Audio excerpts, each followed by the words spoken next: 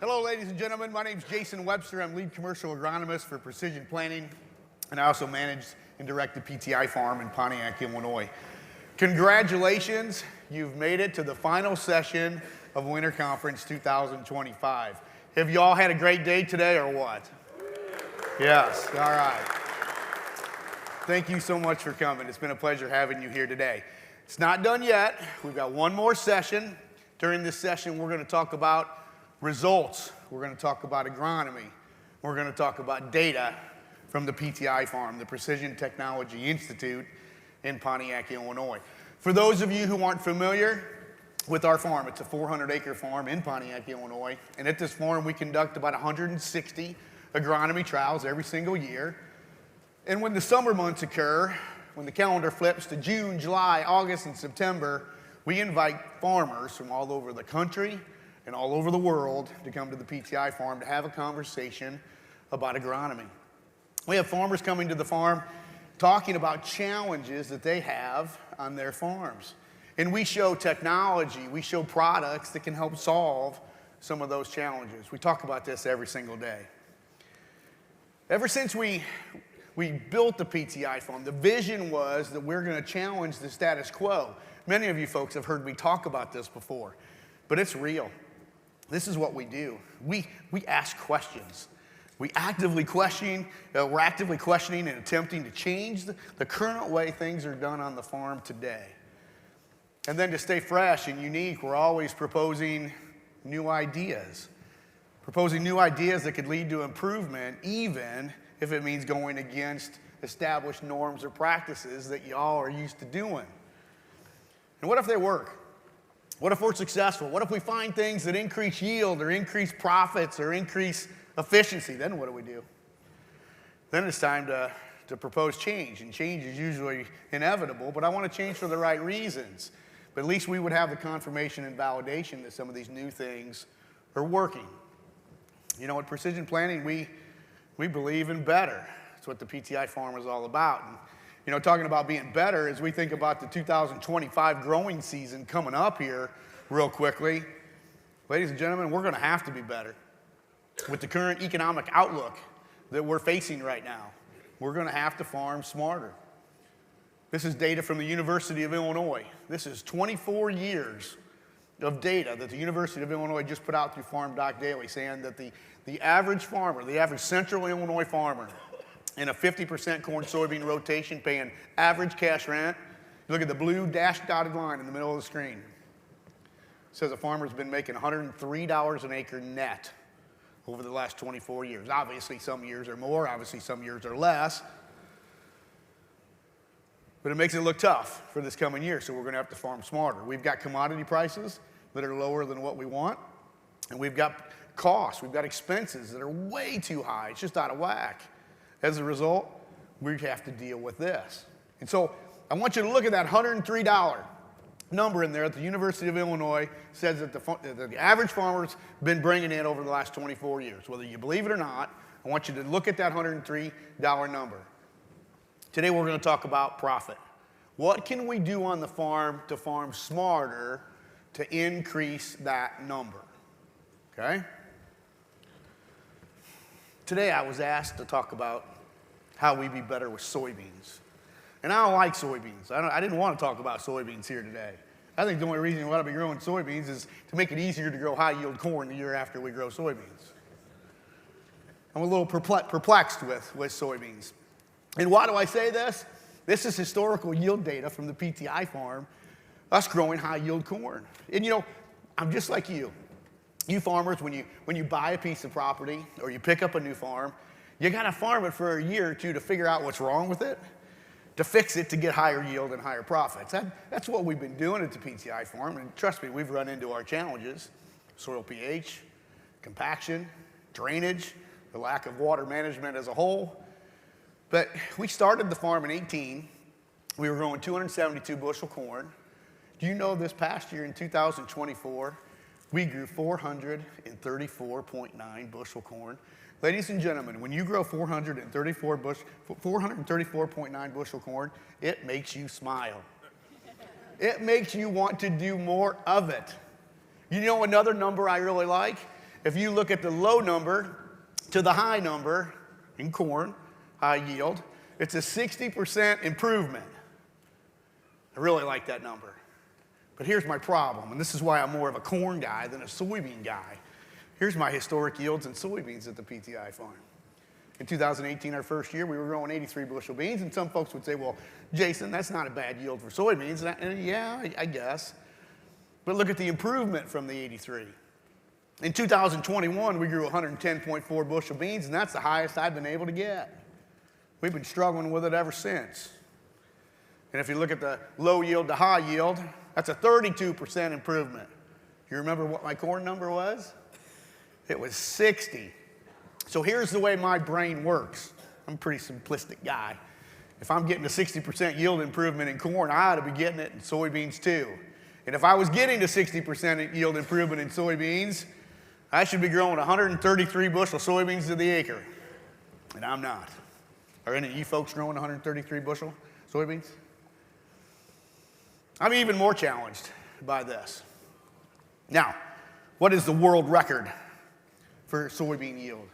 Do you know in 2010, a gentleman by the name of 𝗵𝗀𝗁𝗃 from Purdy, Missouri, got into this high contest thing, and he said, I'm growing 160 bushel soybeans. And I thought, wow, that was 2010. I thought, this is fantastic.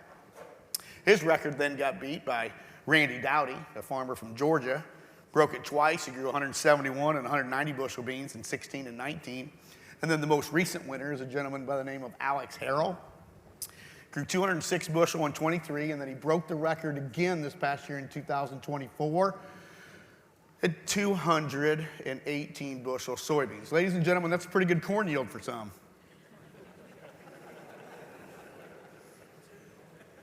So I'm challenged again by the lack of yields that I'm able to get, especially seeing some of these guys having tremendous success. What am I doing wrong?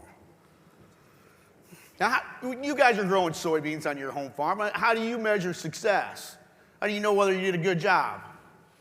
It's yield, right? Yield per acre, or production on a per acre basis. I mean, this is ingrained in our brains. I mean, at the end of the season, you go to your crop insurance agent and you report yield. You don't report profitability, you report yield. We've just been talking about my yields at PTI, some of the high yield soybean guys. Corn, I'll talk about corn just for a minute. You know the national corn growers just announced their high yields back in December from every state in the country, and it was reported as what? Just high yield, total number of bushels. Nowhere along the way do we talk about profit. And I think that's what we need to do. We need to shift our brain from thinking about yield, what was our yield per acre, and we need to concentrate on return, especially given the current economic picture that we're in right now. And so that's what we're going to do today. We're going to talk about soybeans. We're going to talk about how to maximize profit, not so much yield. And you know, some days I think that we're at the PTI farm way too much, and I don't have the ability to get out and see what other people are doing. And so I took the liberty as we were harvesting this fall, and I started calling around, and I asked some, what I think are some pretty respected agronomists and some highly respected organizations, and I said, I'm a soybean farmer. What are 3 things I can do to increase yield or especially profit in soybeans? And I had a hard time with anybody coming up with hard numbers. If you do this management practice, you will make this much money on a per acre basis. And I was frustrated with it. But you know what one of the most beautiful things about the PTI farm is? We have data. We put agronomic protocols together every single spring, and we do them. We harvest them at the end of the year. We take the yield times the price of soybeans to come up with a gross. And then I take the cost of every treatment that we had, and I come up with a net number. And ladies and gentlemen, these are the top 10 things that have been making me the most money in soybeans, not just in 2024, but for the lifetime of the PTI farm, the last 7 years. This is multi-year data. I'm looking at this. If these things are going to make me money on a per acre basis, why wouldn't I want to do more of it? Does that make sense? These are the things that have been making me the most money, and I thought I'd share some of these with you today. Number 1 on our list is water management. It's irrigation. A lot of farms in our area, we're in Livingston County, and they just can't irrigate. We do have the luxury of irrigating, but look at that number. an extra $289. You remember the University of Illinois number that I talked to you about, the $103 net profit? You would take this $289 and you would add it to that 103. And that's a pretty powerful number.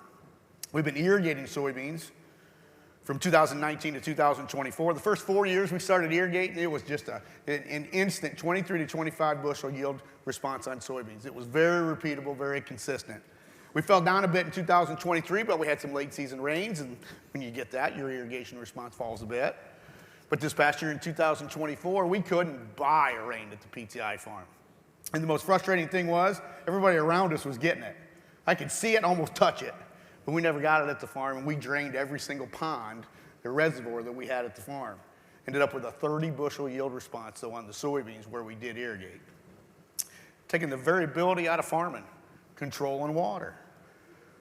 Here's our rainfall data. The most rain we had all growing season was in April when we were trying to plant. We had 121% of normal rainfall. Then after April, we were getting 40 to 60% of normal rains. That was it. And we had to compensate with irrigation. I'm sure glad we had it.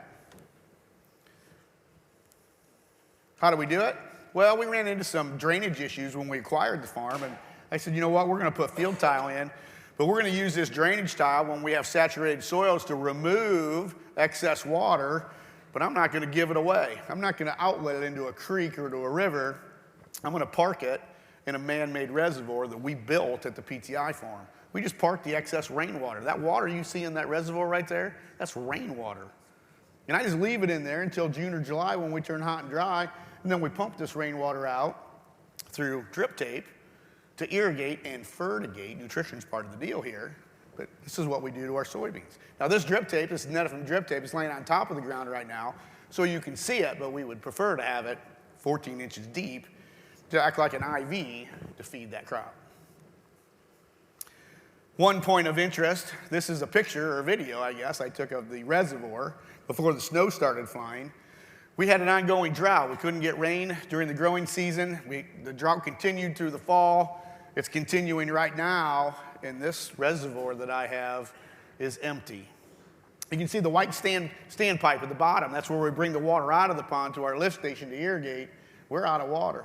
If we don't fill this pond by June 1st, we will not have any irrigation water for 2025, and we're already looking at a challenging year in 25. This would make matters worse. Number 2 on our list. Everybody says you're going to increase yield and profits on soybeans, you ought to plant them early, and I agree with it. It's number 2 on our list at an extra $135 an acre. Our data would say from 2018 to 2024, our highest soybean yields are coming from the second week of April. Now, we do plant in March. Some folks laugh at me and say, Jason, you can't plant beans in March. It's way too cold and wet. You know we planted beans in March 5 of the 7 years we've been at PTI. Haven't exactly given us the highest yields. Again, they've been coming in highest at the second week of April. I tried to put this into perspective. I know some of you can't plant in March. There's just no way it's going to happen. But what if we could take a traditional May 1st planting of soybeans, which is very popular, it happens, and just plant maybe 2 weeks earlier, so you're in the last half of April. Our PTI data would say that there's 11.8 extra bushel of soybeans waiting for us if we can do that. 11.8 bushel times $11.46, that's over $135 an acre. It's pretty powerful, being able to plant beans early and extend the growing season. We're in East Central Illinois. My growing season isn't long enough, so I'm just going to cheat a little bit and try to plant earlier to accomplish this. Number 3 on our list, I think this one's super interesting. It's high management trials. During the summer, farmers will come to the PTI farm and say, Jason, wait a minute, I understand what you're trying to do, trying to get high yield, but you're putting a lot of cost into it, a lot of extra trips across the field. You making any money with these high management trials? Ladies and gentlemen, I can say yes. Number 3 on our list, we're making an extra $115 an acre, but I feel like we need to set this up a little bit. We set these trials up a little differently than most. We'll soil test, figure out what kind of nutrition we need to raise the crop we want to raise, but we're not going to just put one fertilizer application out for these high-yield soybeans. There will be sequential applications starting in the fall and then going through the next growing season. We start with strip till, but When I start with strip till, I can't put all my dry fertilizer on in this one application because, again, I know I'm going to make more passes later on, so we reallocate is what we call this. I take my DAP and potash that I would put in this strip till, and I lower it. If I don't do it, I'm going to end up over-applying fertilizer, and I'm going to overspend, and those are two things I can't afford to do in the current economic outlook that we have. So we lower the DAP and potash. The next pass is our planter. We're locked and loaded with liquid tanks and pumps, and we're going to come in and we're going to use products like 𝗿𝗏 and conceal to surround where I planted that soybean seed in the trench. And we call this a relay program. And we're going to set these soybeans up for success. Remember, I've got the dry fertilizer and the band underneath it already, my first band, and then I've got 2 bands with conceal and 3 bands with 𝗿𝗏. Again, building that relay program to give us success with these beans right from the start. Then we have our fertigation program, and then we have an in-season protocol that we'll put in place. Has it worked? Well, you know, that year I mentioned earlier, that year in 2021 where we grew our highest soybean yields at 110.4, that's when we first took a look at this thing and said, wait a minute. Our dryland beans, the orange bar on the graph there, that's my dryland beans. They're running 74 bushel beans. Okay, that's 100% dry fertilizer in my strip till rig. Then I reallocate, I drop the dry down, I go to the planter and say, let's supplement on the planter, and I pick up some yield. Okay, then we put our foliar program in and it just keeps going up. And I said, wait a minute, these are some nice yield responses. Did it make me any money? It's kind of the first year we started looking at this. And after we took the extra gross bushels we were getting out of it and we paid for all our bills, we made $161 on a per acre basis. That was extra money over than just growing the 74 bushel dryland beans. I thought, this is profitable. Let's keep going with this. And we've been doing it every year since. 2022, this is an agri-liquid program that we've been working with those folks on. Again, the green on the left is just our dry fertilizer. We reallocate, take that dry away, add to the planter, then we add the foliar, and look how yield just keeps going and profitability goes with it. Look at the $90 an acre net profit. You remember the University of Illinois number, $103? We're almost doubling it here. That's the power of this particular program. But I can't do this if I put all of my fertilizer on in the fall with my strip till. I can't do it with just dry. Here's 23, the same trend. This is a nature's program. I had a grower come to me one time. It reminds me of this. A grower came to me. We were at a meeting with the Illinois Soybean Association. A grower grabbed me by the elbow and he says, Jason, he says, I got a question for you. I said, what's that? He said, I'm growing 80 bushel beans average on the farm. I said, well, that's pretty good. And he said, no, it's not, because we've been doing it for a couple years now. How do we get the next 10 bushel? How do we move from 80 to 90? And I said, well, how you been feeding your soybeans? He said, well, Dad and Granddad believe in bringing the spreader truck out in the fall, and we just blow DAP and potash on. That's how we're feeding it.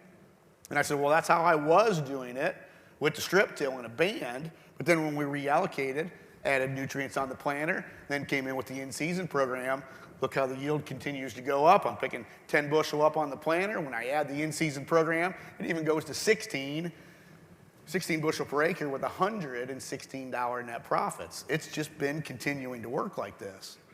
Here's 24. This was our highest yield at 109 bushel soybeans. It's a 𝗧𝗏 biological study. And you can see $80 net returns by implementing this. And every cost that we have is in here. Every cost of application, things like that, it's considered in the cost. 4 on our list is soil pH, and I call this foundational agronomy. Listen, ladies and gentlemen, we just got done talking about high management soybeans. If you start the season off and your soil pH is all screwed up and you throw the kitchen sink at beans, do you think you're going to get high yield? Chances are you probably won't do it. pH is a big deal.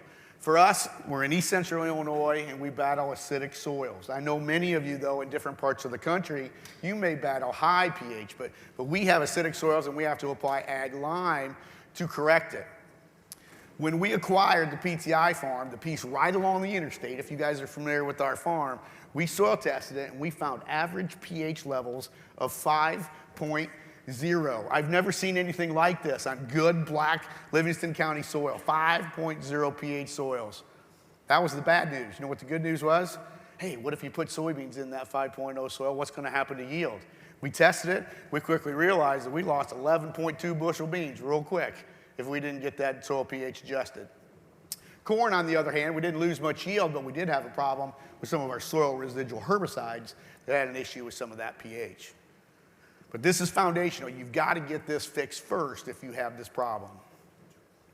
5, we had a lot of growers come to us over the last few years saying, you know what, I think I've been overseeding soybeans. Any of you think you've been doing the same?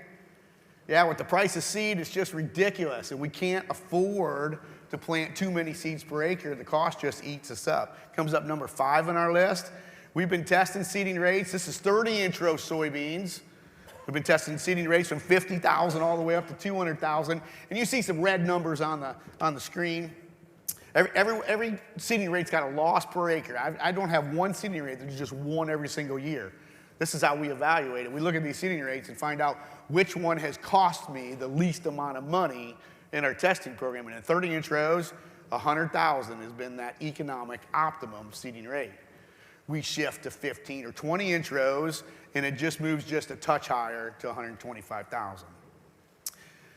But I'm challenged by this seeding rate thing. I just don't think this is a magic button that everybody can go plant these numbers. I don't think it works that way. I think variety placement is kind of a big deal with this, and I don't know that we've been thinking about this correctly. At least I haven't. When I think of that tree with the low-hanging fruit with soybeans, I think we've taken advantage and we've been grabbing the low-hanging fruit. But in my mind, I want to know what's the next achievable fruit that I can grab. We've been doing multi-genetic corn planting for a number of years. Matter of fact, here's data from 2018 to 2024. At the PTI farm, we've identified areas of spatial variability. In other words, where's my good yields coming from and where is my drought-prone soils? Where are they at? And then we position the right corn hybrid in those acres. Any of you guys sell seed in the audience today? You guys selling seed have probably gone to a farmer and said, you know what? It's pretty important to plant the right corn hybrid on the right acre. You guys ever said that before? You farmers, you ever heard that before? Yeah? Is it a right statement? Is it true? Yes, it is. Do you know that when we do this at the PTI farm, we're choosing the right corn hybrid 85% of the time? We're not perfect. It's not 100%. I've lost at times, but we're 85% right. Ladies and gentlemen, do you know that farming is a gamble? It's considered gambling. If you had odds of winning of 85%, is that good? That is really good. That's all I'm trying to do here is identify the spatial variability, plant the right corn hybrid to give me the highest maximum production, to give me the best odds to win. And it's been working to the tune of 11 extra bushel of corn and bringing in almost an extra $50 an acre profit. But are we doing this on soybeans? I don't think we've been doing it on soybeans. You see guys maybe help me out here. We introduced multi-variety soybean planting at the PTI farm this past year, and I don't think I did very good. In the good ground, I put 2 soybean varieties in, and I picked up 3.9 extra bushel of beans. I made $44 an acre. But then in the drought-prone soils, and we saw the stress on it, because as I mentioned, it didn't rain. This was dry land beans. I lost 2.2 bushel and $25 an acre on it. I was not happy with this. But I don't know that I put the time and effort into it that I've been doing with corn. So I'm excited this afternoon to announce a joint project that Precision Planting is working with BASF and their 𝗬𝗏𝗿𝗄 soybean seed lineup and Advanced Agrilytics and their testing program called Ag Ingenuity Partners. And this is going to be a multi-variety soybean project where I'm pretty excited about. We're going to tackle soil variability, and we're going to place the right soybean variety at the right seeding rate, and we're going to singulate them, and we're going to win. We're going to bridge the gap in agronomy, technology, and digital farming. Here's what we're going to do. We're going to take technology that Precision Planting has. We're going to take V-Set Select, that technology that allows us to change soybean variety so accurately in the field, and do variable rate seeding as well. We've got other technology like MSET. MSET does the same thing. We can change variety on the fly. We can change seeding rate. And we can put a speed tube on it too, and we can do it fast. We can take either one of these technologies. We're going to take our dual CCS planter. We're going to fill that planter up with 2 varieties of soybeans, and we're going to attack soil variability. We're going to plant the right variety on the right acre. Do you know that certain soybean varieties have yield personalities. Did you guys know this? I did not know this. I never thought about it this way. For example, look at the right side of the screen. Look at that big bush branchy bean. That soybean variety wants to put pods on the main stem. That's the real estate it wants to work with, as well as adding branches and putting pods on those branches as well. There's a lot of real estate there. Then look at the varieties on the left. They're more main stem. They're not branching very much. They can't put branches out to put more pods on, so they're stuck with the real estate they have to work with on the main stem. So how will this help us? If we know this, if we had soybean varieties that were classified into a personality like this, how would you use it? We'll take that big bushy bean. You're going to plant that on your good ground, or you're going to plant that on your drought-prone soils? You put that big bushy branchy bean on your drought soils, and you get a drought and that soybean plant goes under stress, it goes into defense mode, and what's the first thing it's going to eliminate? It's going to drop the branches. And if that variety can't compensate and put more pods on the main stem, ladies and gentlemen, you've just lost yield. That would be helpful information to know. So that big bushy bean, we're going to put it in the good ground, and we're going to lower our seeding rates, and we're going to singulate them. Then on the drought-prone soils, where we may see some stress, we're going to go to the other type of personality, the main stem. We're going to increase seeding rates on that. And that's how we're going to attack this thing, and we're going to see if this thing works. Makes a lot of sense to me. I mentioned singulating a few times. You know, when you guys hear the word singulation, you think of corn, that beautiful picket fence stand of corn every single year we all try to get, right? But what about soybeans? Can we singulate soybeans? We've been testing this at the PTI farm using our '56 cell disc versus our 80. And what we found is from 2019 to 2024, when we try to singulate beans, we get an extra 1.2 bushel of beans times the commodity price. We're making $14 and change by singulating soybeans. We can do this. It's part of the package with this program. We're gonna make it part of it. We know the formula for yield on soybeans. Yield is number of pods per acre times the number of seeds per pod times the weight of the seed. And so now, what do we have to do knowing this? We're going to go in and we're going to look at, got to go back one here, we got to identify the environment. What kind of environment are we dealing with? Is it saturated soils? Is it drought-prone soils? What do we have to deal with? And then we're going to management. This is where the variety placement comes in at the right seeding rate. We're going to singulate it. Maybe down the road here, we'll look at different traits on soybeans like we do with corn, cyst nematode, things like that. If we knew where the pressure was, maybe we could attack it. But this comes first. This is some data that I was having a conversation with BSF about, and I thought it was really interesting. They were showing me average yield data of 3 soybean varieties that they have in their 𝗧𝗵𝗿 lineup. And I said, there's no difference in those 3 varieties. There's no yield difference at all. They're all the same. And they said, well, wait a minute. When we dissect the data to see where the yield's coming from, whether it's in drought-prone soils, optimal soils, or poorly drained soils, then we see this big difference. We're seeing yield differences of 5, 7, and almost 9 bushel to the acre by being able to place these beans correctly. That's just variety placement. That's it. What if we can do variety placement plus get the right seeding rate and singulate them? Ladies and gentlemen, my goal with this program is I want a 10 bushel yield increase on corn times $10 soybeans. This is a $100 winner to the acre. That's my goal. We're going to swing $100 an acre profit on soybeans. That's the next achievable low-hanging fruit for me. Now, to do this program, I need a little help. I don't have the most tremendous soil variability at the PTI farm, but I know some of y'all do at your farms. If you're a grower and you have soil variability and you're thinking this could be something for your farm, there's a QR code up here on the screen. I'd love for you to scan it. We'd love for you to partner with us. I'd like to work with you on your farm. Do this, and let's see what kind of yield response and profitability we can get with this program. So if you're interested, scan the code. We'd love to work with you. All right, number 6, at plant nutritional banding. We've already talked about this a little bit. This is specifically conceal, though. And, you know, when conceal first came out, I thought it was going to be king for nitrogen on corn, and it still is. But we started using it for soybeans, and we saw tremendous responses in the field, right to the row. Just visual differences, like, wow, looks like these soybeans really like this placement. We went out and we made specific fertilizers for the placement of 𝗬𝗀 on soybeans. This is a product called 14-12-4-6 from Marco Fertilizer. We've been doing this ever since we've been using 𝗬𝗀 on the planter.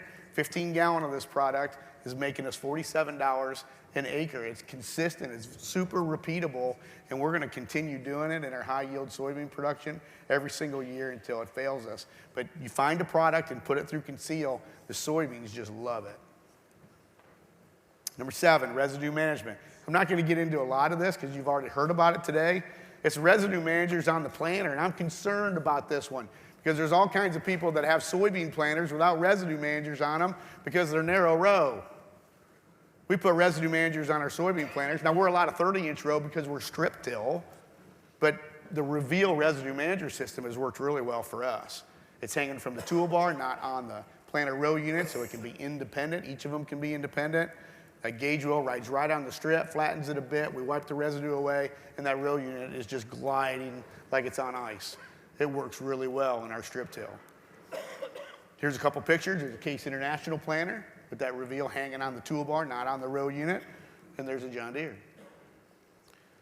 Bottom line is this: when we don't use residue managers on our soybean planters, we're losing $20 to $38 an acre. And again, I think there's a lot of planters out there that don't have the residue managers just because they're narrow row. Number 8, and I think this one's interesting. This is fungicide and insecticides. I think you guys that are growing soybeans, you've been putting on fungicides for a long time. They're not number 1 on my list, they're number 8. Still giving me decent profit. This is 21 to 24 data, $33 to $52 an acre net. And it should say insecticides on here. I think that comes along with our fungicide applications. Now, in the absence of disease, I still like fungicides because of plant health. And one of the things with plant health is we're trying to raise big beans. When you harvest beans, do you want big beans or little beans in that combine tank? You want the biggest beans you can get. And we've been trying to study this a little bit. My highest yield of beans on the farm at 110.4, back in 21, there were 2,084 seeds per pound. Ladies and gentlemen, that's a pretty big soybean. But I haven't been able to do it since. 22 comes rolling around, 2,750 seeds per pound. We were growing 101 bushel soybeans that year. The next year, 105 bushel beans. Got them to 2,340. Couldn't do any better though. And then this past year, we had 109 bushel beans, but it killed me. They were 27.25. We literally ran out of, it wouldn't rain for us, and we literally ran out of irrigation water. I thought we had a bin buster here. If I just could have put more water on, we could have got a bigger bean, and that yield would have gone up. Some people are saying, well, how are you putting on fungicides? You doing it with a ground rig? You doing it with an airplane? We're doing them with what some people call drones. We don't call them drones at the PTI farm. We call them UAVs, unmanned ag vehicles is what we call them. But these work really well for us. Matter of fact, 24 data would say the drones or UAVs were almost a half a bushel better than a ground rig at 20 gallons to the acre spraying those soybeans. 2-year data would say just gross numbers, the UAV or drone is about $3.60 better.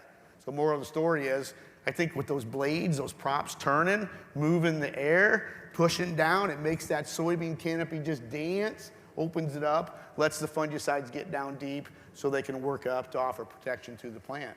It seems to work for us. Number 9 on our list is row width.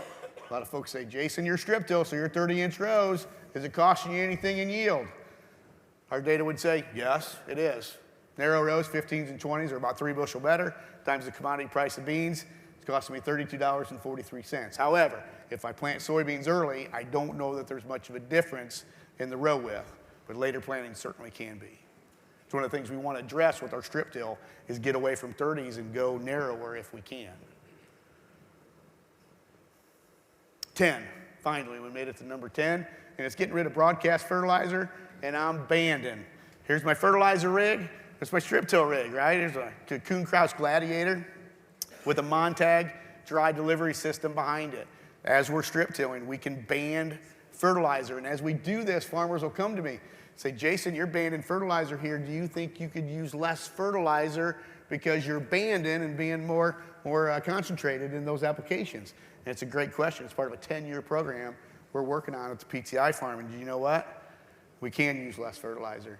In this 10-year study, we go out every single fall after harvest, we soil test. The orange bar up here is where we soil test, we put our yield goal in, and that's the amount of fertilizer we need to broadcast apply, and we do it. And then we take a step back and say, all right, we're not going to broadcast anymore. We're going to bring the strip till rig in, and we're going to decrease our fertilizer rate by 25%. And when we've done that, from 2021 to 2024, we've made $25 an acre by doing it. I go a little further, I cut my rate in half. I'm using 50% of the dry, and I'm making 30 bucks an acre. I'm even making money at cutting 75%. This fertilizer is too overpriced. Yes, I'm getting a little bit of a yield response on it, but it's too expensive and it's not paying for itself. I can get by with lower rates because I'm more concentrated with my bands and it's more effective than a broadcast. And in the current economic outlook, if this is what I can do, lower fertilizer to save money or make money, I'm going to do it.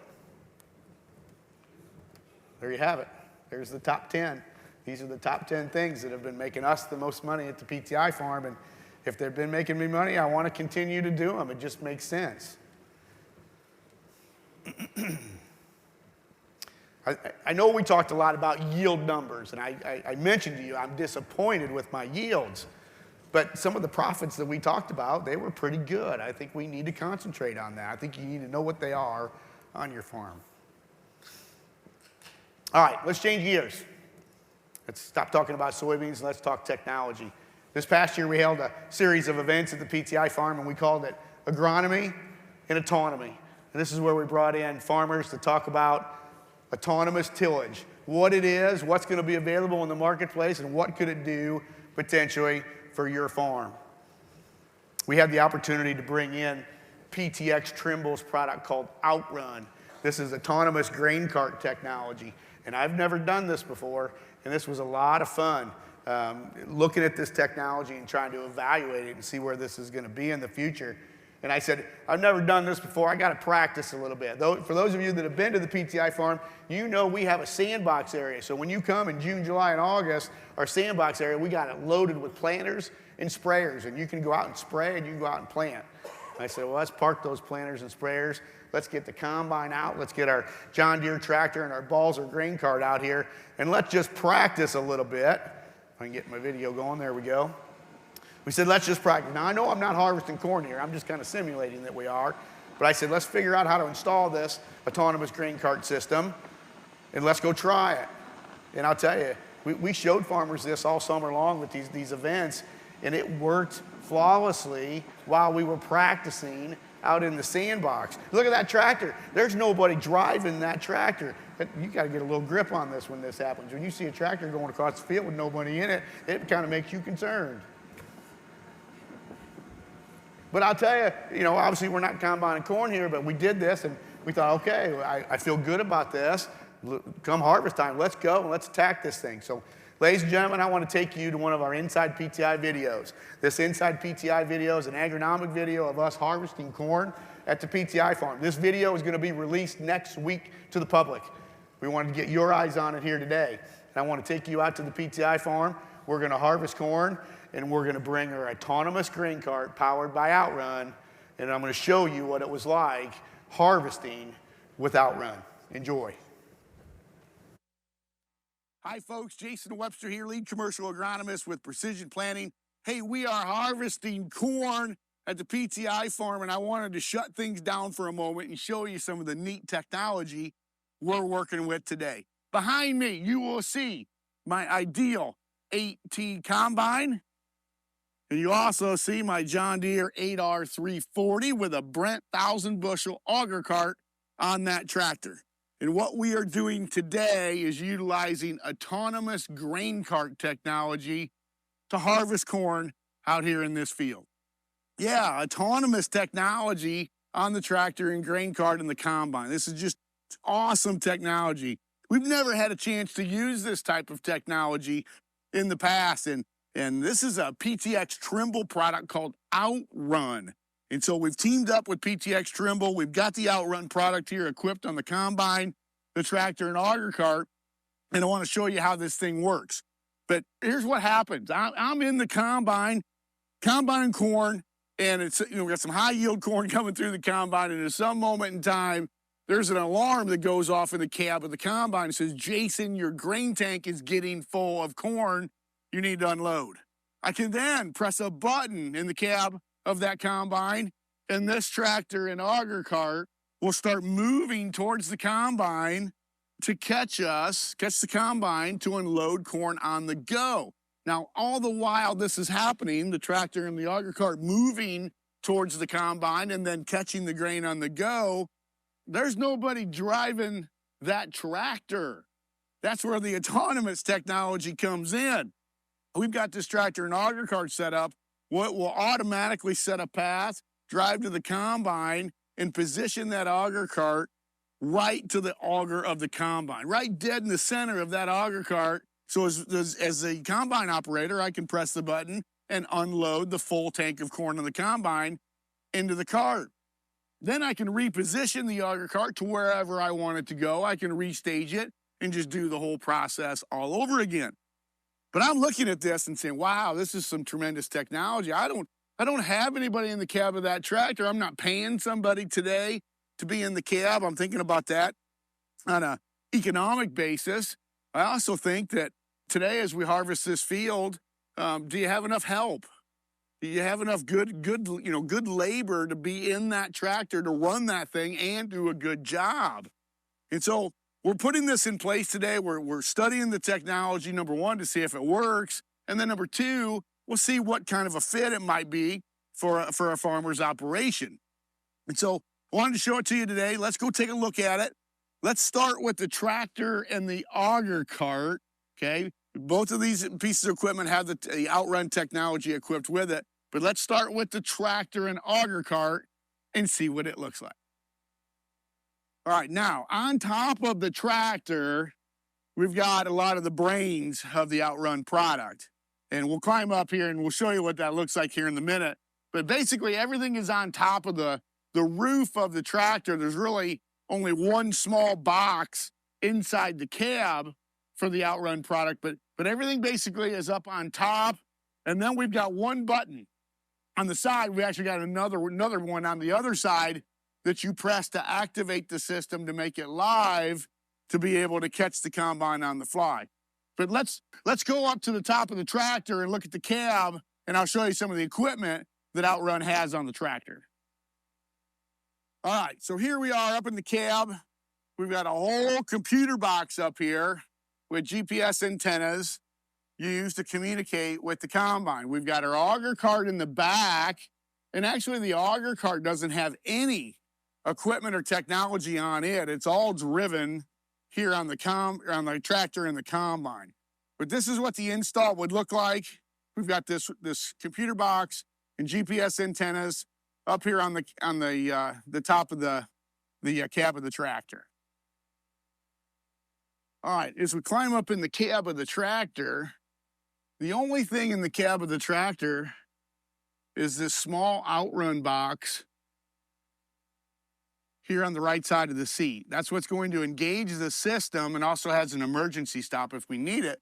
But this is what enables the system to work, and we can turn it on and off right here in the cab of the tractor. But easy install, not a whole lot of clutter, things like that in the cab, nice and easy. Now, in the front of the tractor, we've got some devices here that basically are looking for objects in front of the tractor for safety purposes. So it's always looking around the tractor. If it sees another piece of equipment or, heaven forbid, a person, it's going to just stop the tractor. So it's one of the safety features built into it. You'll also see one up by the GPS receiver up on top of the roof, but it's constantly looking around the tractor to make sure safety is at the utmost importance. But as you think of it as an install, I mean, this box, the computer is just going to attach right to the arms of the outside cab of the combine, and then we've got our wiring from our GPS receivers. So not a lot of clutter on this OutRun product on the combine.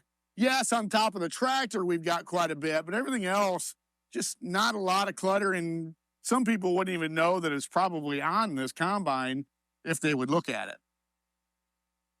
All right, that's enough about the technology. Anybody want to go see this thing work out in the field? Yeah, I thought so. Hey, let's get this combine rolling, get it harvesting some corn. We'll get a full grain tank, and we will summons our autonomous grain cart to come catch us on the go. Let's go combine some corn. All right, we're going to get our tractor started here so it can be waiting for the combine. To do that, we're going to turn the system on. Now, we're running a John Deere 8R340. We're going to put it in eco mode. So we'll turn the throttle all the way up.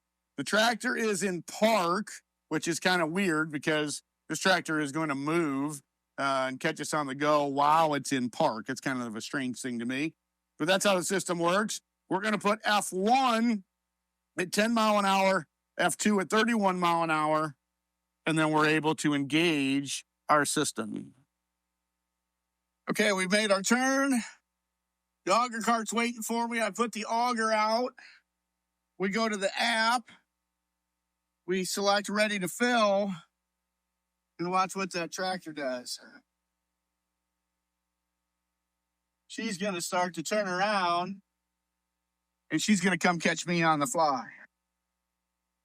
We're running about 4 mile an hour with a 12-row corn head here. Again, auger's out, ready to fill. Ready to fill that cart, and here comes the tractor. You'll notice there's no one in the cab. It's going to get positioned, and we're going to be able to unload on the go. And again, I'll try to position it where you can look at the cab. There's nobody in that tractor. This is totally autonomous. And watch how steady. Again, I'm running about 4.1 mile an hour right at the moment. And we're unloaded on the go. And look how steady she is, dumping corn right in the center of that auger cart. I'll zoom in on the tractor. Again, there's nobody in it. There's nobody laying on the floor hike or anything like that, driving the tractor. Totally autonomous. You see the green lights on top of the tractor? That means that the system is actively ready and able to go. And it's staying right online here as we're filling the auger cart. Unloading on the go autonomously. And I've got total control over this tractor and this auger cart with the OutRun app here in the computer in the cab of the tractor. We're going to get done unloading here real quick. We're going to run out of grain to put in the cart. You can see I've made some lands out in the field, and this is what I prefer with OutRun, is for the auger cart to stay in the middle of the field, and I continue making lands on the outside ends. This way I can just call the auger cart in the middle of the field or where have you. It's easy access to either land. Okay, we're done unloading. I'm going to shut the unloader off, and I'm going to go to the app and basically say, cancel task. Tractor will just stop and it will wait for the next command. We're going to go ahead continuing harvesting corn. And when I get another full tank, I'll summons the auger cart and we'll catch on the fly again autonomously. All right, well, we've had the opportunity to use the PTx Trimble OutRun autonomous grain cart system out here in the field. What did we think? I think it worked. I really enjoyed using the product in the field. Yes, there's a trust factor that you got to get a grip with. You know, having a tractor moving by itself without anybody in the cab, it was new to me. I've never done that before. But having the ultimate control in the cab of that combine over that tractor and over that auger cart, I really enjoyed. Now, in the past, I've been hard on auger cart operators because you guys all know what it's like. When something goes wrong, it's the auger cart operator's problem. It was their mistake, right? Well, I can make this tractor and auger cart do whatever I want it to do, okay? I'm not second guessing. I'm not wondering what the auger cart operator is going to do. It's me. I'm controlling the combine and the auger cart all at the same time. So, moral of the story is, auger cart operators, you better be good at your job or you might be replaced really soon. Trimble PTx OutRun worked great out in the field. Look forward to using it more in the future. We had a great time in the field learning about the autonomous technology, and it doesn't stop here.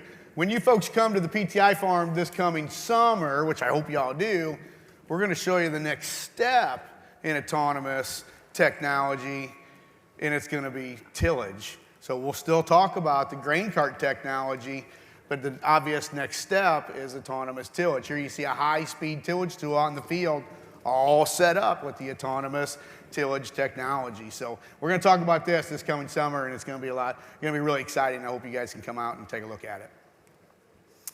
All right, so we've been talking for just under an hour here, sharing some PTI data, and I just can't share everything with you. And some of you are probably wondering, well, how do I get more PTI data? Well, there's a couple ways you can do it. One, there's a QR code up here on the screen. We'd love for you to be an Inside PTI subscriber. This is where the PTI farm team puts agronomic videos together in the field at the PTI farm, and we email it to your inbox so you can watch it at your leisure. It's totally free of charge. Again, scan the code. We'd love to have you.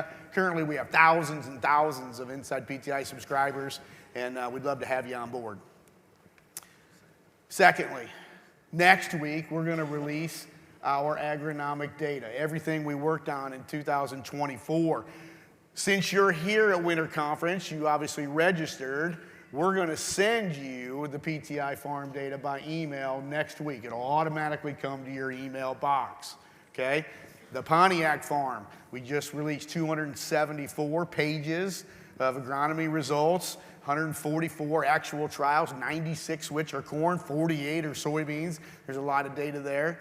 As bonus content, we have a new experiment farm in North Dakota. You'll be able to get that data as well, so that'll be coming your way next week. It will be available on our website at precisionplanting.com. While you're at the website at precisionplanting.com, we have an arsenal of a huge library of articles and videos, again, from the PTI farm that could be very useful for your farm if you want to take a look at that at the website. Lastly, on behalf of the whole team here, I'd love to extend an invitation to you and your family members to come to the PTI farm and talk about some of the things we heard about today and much, much more. But we'd love to have you at the PTI farm this coming summer. Thank you so much for coming to Winter Conference. It's been a pleasure having you here today. I know it was a lot of data. It was a lot of information, and some of you folks are going to have questions. You're going to leave today, you're going to be in your pickup truck, and there's going to be something that pops into your head, and you're going to have questions, and that's okay. If you have questions, send us a text. Text the word precision to 309-925-1545, and let's continue the conversation that we're having here today. And you know, one thing I want you to remember is that the PTx portfolio, with Precision Planting and PTx Trimble, we truly have solutions for every season. It's not just planting technology, it's tillage, it's fertilizer application, crop protection, harvest, autonomous technology, land forming and tiling, soil sampling, guidance and corrections, and data management and planning. Truly solutions for every season. Thank you so much for coming today. As you leave the facility, as a token of our appreciation, we have a free gift for everyone in the lobby. You'll want to make sure you grab that. And if you want to hang around and ask questions, we'll have the Radical Lab up here. We've got a showroom. Lots of our staff members will be here. If you have questions, we'd love to stick around and answer any questions that you have. Ladies and gentlemen, thank you so much for coming to Winter Conference. We wish you safe travels and a safe and successful 2025 growing season. Thank you.